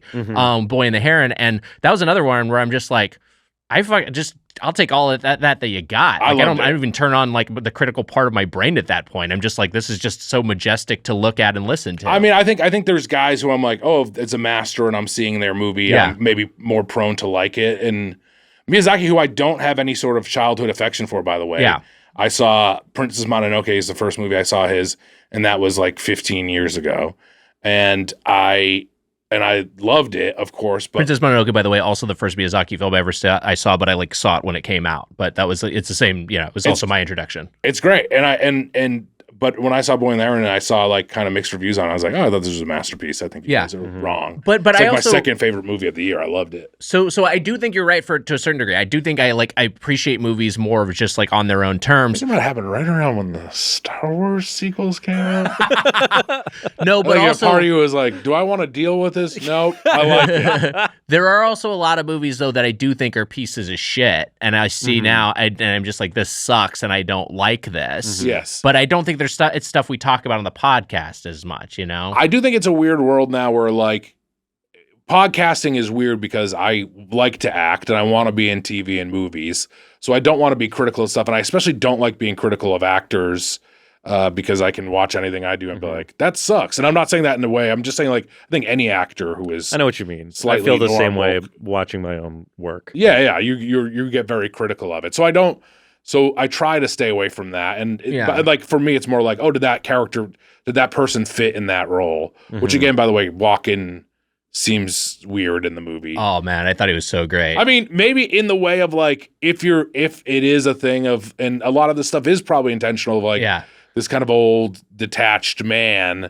And also like if the movie is doing this thing of like, hey, we're long playing it, and hey, also like these guys are easy to kill, and that feeling of it, that can be interesting. It just didn't work for me in the way of making the movie be more enjoyable for me to watch, I guess. That's all I'm saying. Yeah. But I love Christopher Walken. I think he's one of the greats of all time, of course. Yeah, Christopher Walken, his performance in this, I think is like, it's not anything groundbreaking, but he is one of the guys. He's one of my guys that if I see him doing their thing, I just want to see him do their thing, and he's doing his thing. It's like Al Pacino.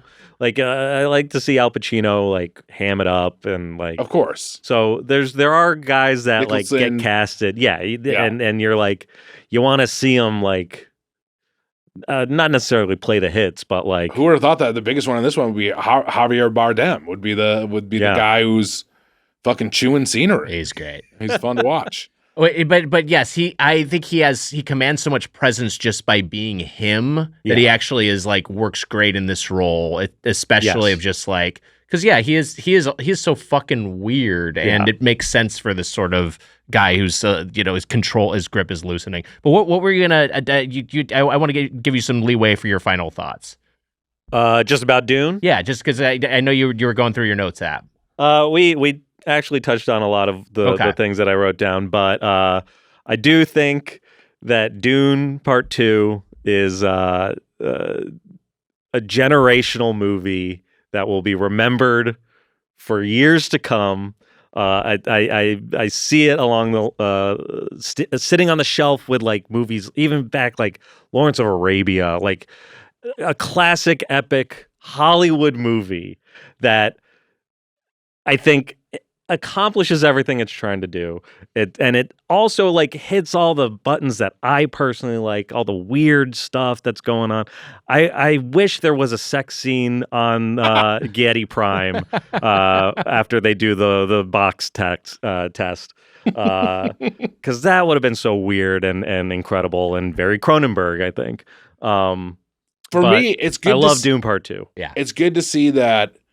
like over time we've seen Emma and Amelia and Susser and me and you all out of our minds. Yeah. Casey, the jury was still out, but yeah, you're out of your mind. Well, yeah, I think the only way you could do anything on Doughboys is if you're out of your mind. You're out of your mind. I'll lean into it. Dune part PU, part poo.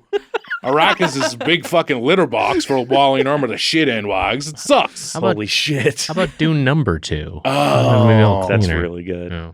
the jackass. That's almost room. as good as the joke that Amelia made. Or That Amelia joke she was so remembered good. it. What Do was you guys it? want it? Yeah, We please. were talking about how you pronounce Charlize Theron's last name. That's right. And That's right. It is Theron. it's Theron, not Theron, like a lot of people like to Yeah. say. And Amelia said, "To each their own." That was really good. Yeah. That was fucking good. Also out of her mind. You're out of your mind, Emma.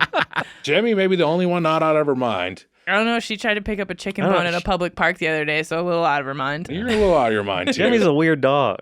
She's just strange. she's a cat dog. A great dog. She's been on. She's a great dog, and she's been on so many episodes of Doughboys and hasn't made a single sound, That's It's insane. true. which is weird for a dog. to Yeah, do. that is weird. very true. I heard her bark once. I would say she barked once in the kitchen when she Wow. saw Marty's dog leave his office. I don't think she knew there was another dog in the office, and so she barked a little. Yeah. It's a cute bark when you hear it. It was She cute. barked at you like a fucking Terminator.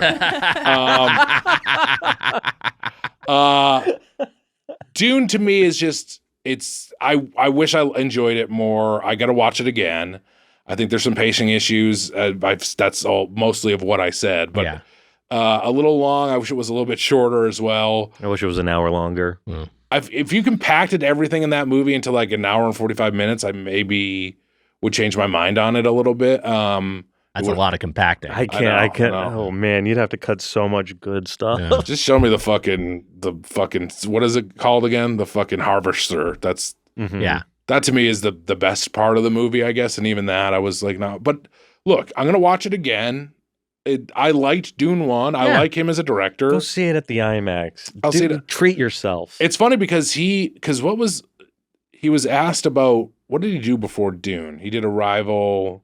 Yeah, was Blade Runner 2049 just Yeah. before this? Blade, Or so did he have Blade another Runner movie? That might have 2049. It was been- funny that he was talking Oh, about. look at his IMDb. He was like, I'm not like which I loved. I love Blade Runner. I was so on Blade Runner 2049. I was also so on that, but I got to rewatch it now. I mean, I'm watching through his whole filmography, so I'll hit it again. Blade Runner 2049, after he did that, he was like, I never want to tackle like another thing that's not mine. But then he did Dune. So I don't know. That feels Sure. again like that. This is a thing that's been. He did Dune, but seemingly he had so much control, which also Yeah. seems unheard of Yeah. in this day and age. It wasn't. It's like his Dune. It's Yeah. not like he's like making. Like it would be Sure. different if he was making Rise of Skywalker, and Yeah, he's just which I like think- taking something with its own existing visual language. You know. That is partially why it reminds me so much of Lord of the Rings, because that Yeah. also felt like they gave someone who was a fan of it just like, however you see this needing to be done, do it. And that's how it feels watching this movie, and it's a treat. I'm glad you love it, and I'm glad it's a great feeling to encounter a new favorite thing, and I'm Yeah. glad you're experiencing that. Yeah. As I did with Baldur's Gate 3. And so I don't really care about either of that for both of you. but also just thank you so much for doing the episode, and thank you so much for being Thanks for having me. such a big This part is of the great. podcast. Love It's talking about Dune. great having you on the team. Do you have anything you would like to plug? Back behind the fucking desk with you. Listen to Doughboys. I'm here every week. The Pit Wall, if you like Wall. Formula One. We do a Formula One podcast here. Me, Marika Brownlee, who's a Headgum staple. And we have other Headgum We had a folks come blast. in. We did it. We had A lot of blast. fun doing You that guys episode. were What a on. hoot. Had you guys watch the Netflix show Drive to Survive? That's right. Which I think is maybe the best way to watch Formula One. But yeah, you could check that out. And anything else on Headgum, you know? I'm around. This is a testament to you. I'll say this is that you don't want to disagree with Casey on a film because you respect his opinions on Yeah. everything. It's like the Perez thing. Yeah. We talked about this before. Where like when Oh, Ryan man. Perez and you get it wrong, and Ryan likes it or you don't like it, you're like, ooh man, Perez is an intimidating guy with movies. He knows He his intimidates stuff. me. He knows his stuff for sure, and you do as guy. well. So but I feel the way I feel about Dune too. And that's I can't help it. I'm gonna watch it again though. Emma, you have final thoughts? I mean, I'm very excited to go see it again. I'm not as critical of a movie watcher as a lot of people. Like, even some of the stuff you guys have talked about didn't pick it up for me on my first watch anyway. So I'm excited to go see it in IMAX with this knowledge and with Mike, our video editor, who is a huge film nerd. So he'll have, well, I'm sure, strong opinions one way or the other. What does Mike think of part one? Or he liked part one. We watched it. And he hasn't seen part two. No, and I was waiting to go see it with him, and I actually went without him yesterday, which is why I didn't see it in IMAX. I'm saving the IMAX experience so that we can go see it together. So I'm excited to see it again. I really enjoyed it. Made. Yeah, I'm excited. Dear Lord, I get a little nervous discussing. It's tricky because we even talked about like, and we're jackasses, so we should never make a movie podcast thinking of like how Blank I love Check listening to you guys talk about movies. How Blank Check would just shake their Mank head was at great. Us. Mank was a lot of fun. But why? Because I'm saying this. It's like your duties as a podcaster. What the fuck what are you looking at? I'm looking at Dune 2 quotes to see if it's something good to get out of the episode with, but I couldn't find a good one. I think you'll agree with this. Being a podcaster, and then you got to say what you want to say about movies, but then also trying to be in TV and film. It is a tricky balance, but I also think that people care too much about that, and like getting your opinion wrong means too much to people. And also I think people get offended too much. Of course I wouldn't like it if someone ran up to me and was like, Birthday Boy sucks. I'd be that sucks. I mean, like, yeah. Delivery is everything. Intent is everything. Yeah. It's just like food too. It's so subjective. Like, I can say I love pizza and someone else can be like, I fucking despise pizza. I never want to eat that. And it's like, that doesn't mean pizza's good or bad. It's just we like feel differently about it. Yeah. I don't know who this is because I fucking love pizza. I don't know why I chose pizza. I'm so sorry to pizza. I don't like pizza. Shut the fuck up. You're a dork. I don't have anything good here. You humiliated our family. You humiliated me. Kiss or die. I mean, you kissing my boot would be pretty good, but you're not gonna do that. Remember when Fade Rotha kisses Baron Harkonnen? Yeah, it's so good. They kiss on the mouth. They grab each other by the face. It's great. So sexy. That's so good. Man, I gotta go see Dune 2 again. Dear Lord. How about this? Wait. Okay, I think this will work. Hey, that's this week's Doughboys Double. Mitch, happy to finally podcast with you, cousin. Is that a reveal? This is crazy. Lord. And this is how the episode ends? I gotta listen to the next episode. It worked. No Elvis Harkonnen? Oh shit, I should have had an Elvis Harkonnen. Thank you. Thank you very Spice. How's that? That's pretty good. There's gotta be something with May Thy Knife Chip and Shatter. Oh, yeah. May thy guitar be out of tune.